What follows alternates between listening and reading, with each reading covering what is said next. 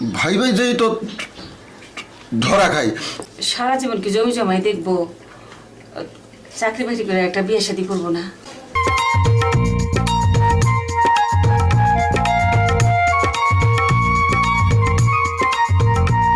ভাইজান, তোমার যা ফাটাফাটি লাগতেছে না, তোমার দেখলে কোম্পানির ডিএমডি তো ডিএমডি, রাস্তাতে তো মায়ের লোক আছে, সব তোমার পিছে নিবে।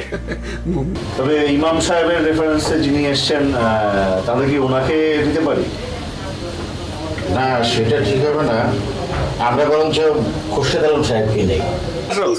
আরে ভাইজান, তুমি তো কেল্লা হতে করে দিলা। কি হয়েছে? এই নাও তোমার অ্যাপয়েন্টমেন্ট লেটার, চাকরি হয়ে গেছে। বলিস কি? আরে যা বলতেছি সত্যি, দাঁড়াও। কি তোমার ছেলেদেরকে বিয়ে শাদী করাইবে না? করমু না কেন? করমু। তো মেয়েটে দেখ।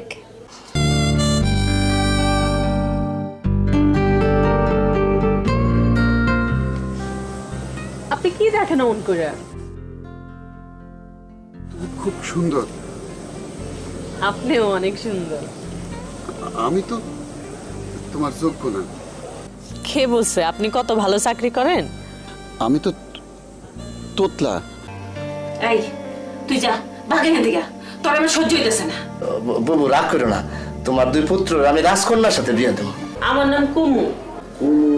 কুমু, তুমি ইন্টার স্কুলে দৌড়ে চ্যাম্পিয়ন হয়েছিলে না? জি। তোমার নাম্বারটা আমি সেভ করে রাখছি। এই আপনি আমাকে তুমি করে বলছেন কেন? তুমি তো আমার অনেক ছোট। আসো আসো, আপনি উপরে আসেন। আমি উপরে আসবো। আপনি বেল টিপেন, আমি দরজা খুলব। ঝামেলা হবে না তো? মা কিছু জিজ্ঞেস করলে বলবেন দুলা ভাইকে খুঁজতে আসছেন।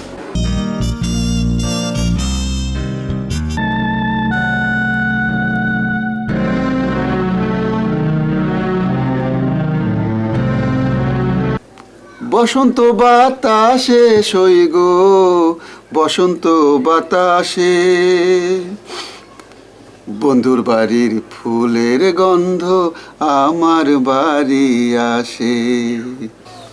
গোপন কথা বলি কাউরে বললো না। বলো। আমার একটা রিলেশন হয়েছে, আমার গটকারিটা তোমারই করতে হবে। আর তোর কোনো অসুবিধা নাই। আগের দিনে ছেলের জন্য পাত্রী দেখতে গিয়া বাপে বিয়ে করে ফেলাইছে কারা হবে।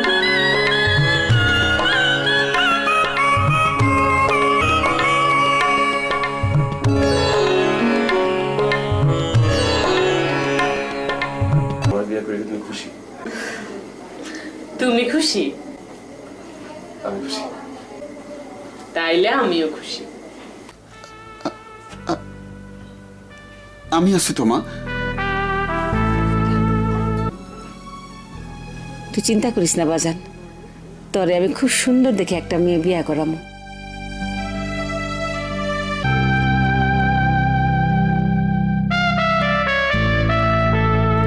প্রিয় দর্শক, নাটকটি আপনারা দেখবেন এবং লাইক, শেয়ার, কমেন্টস করবেন। অসংখ্য ধন্যবাদ। আল্লাহ হাফেজ।